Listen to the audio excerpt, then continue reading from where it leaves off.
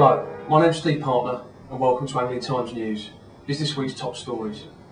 Plans for the country's first ever angling museum have been announced this week. The project, which is the brainchild of highly respected entrepreneur Neil Freeman, is in the final stages of completion and could be open in the next 2 years. Working with the National Trust, Neil is close to completing a deal that would see the museum unveiled at Mottisfont Abbey Estate near Romsey in Hampshire, a venue that receives 140,000 visitors each year. Angling antique expert Chris Sanford has already pledged his support to the scheme and will be donating lures and fixed-ball reels to the exhibition. Angling Times is also backing the museum idea, and we've come up with our own list of exhibits we'd like to see included. I'm joined by AT Deputy News Editor Greg Whitehead to discuss the museum exhibits. Greg, tell me what kind of things you'd like to see in the museum. I think we would like to see, probably our readers as well, things like an original 1939 Alcock's match aerial reel.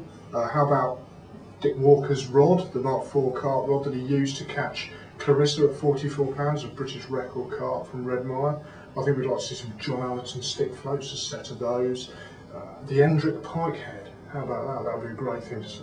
So are we talking about having contemporary things in there that the readers can relate to and the guys who would visit to relate to, rather than just ancient angling tackle? I think really, really old angling tackle would of course be interesting. Things like horsehair line and catgut and old roach poles that weigh a ton. But I think as well we want to see, yeah, definitely something from right through, covering angling's evolution probably. Should floating baits be banned in matches? That's the question anglers are being asked this week after the season's first big weight was taken on dog biscuits. Sheffield angler Andrew Morley took a winning £218 14 ounces from his local Kiverton Hall Farm fishery. And now his catch has reignited the debate about whether floating bait should be allowed in matches. Fishery owner Roy Marlowe, who runs the Glebe in Leicestershire, and top match angler Andy Finley both think the method is unfair. But Rob Hitchens, who won Fishermania 2004 on floaters, thinks it's a perfectly valid way of catching fish.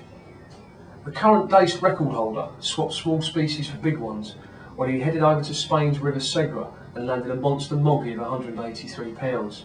Simon Ashton, who comes from County Durham, took the giant during a week-long trip to Mequinenza, beating his personal best by £50 in the process.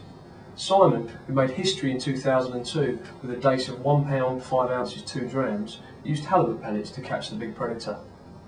Angling could benefit from an influx of 250,000 newcomers this summer, following the announcement that a new 6-week National Fishing Festival will run for the entire school holidays. The groundbreaking event, which is being backed by the Angling Trades Association, will kick off on July the 21st.